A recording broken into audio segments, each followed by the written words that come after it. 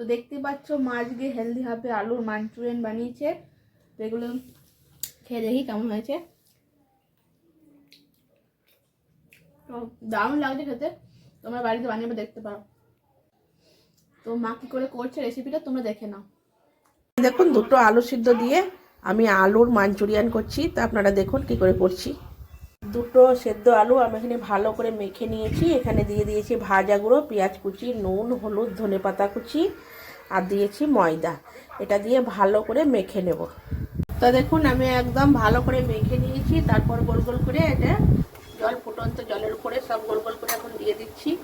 এগুলো একটু সেদ্ধ হতে দেবো। দেখুন না, আলুর বলগুলো আমার সব একদম সেদ্ধ হয়ে গেছে খুব সুন্দরভাবে। তো বড় বড় হয়ে একটু ফুলেও গেছে। এগুলো আমি তুলে ঠান্ডা জলে আলুর বলগুলো এখন ধুয়ে ওপর দিকে তুলে নেব একটা ঝুড়িতে। তো দেখুন রসুন কুচি দিয়েছি, পেঁয়াজ কুচি দিয়েছি, লঙ্কা কুচি একটু নেড়ে ছেড়ে নেবো তেলের সঙ্গে। সামান্য দিয়ে দিয়েছি নুন, কাশ্মীরি লঙ্কা গুঁড়ো আর সস দিয়ে দিয়েছি। আলুর বলগুলো আমি দিয়ে দিয়েছি। এবার ভালো করে একটু উল্টে পাল্টে নেব। একটু ঠান্ডা করে দিতে হবে। দেখুন আমি উল্টে পাল্টে নিয়েছি। আমি ধনেপাতা ছড়িয়ে দিচ্ছি একটু।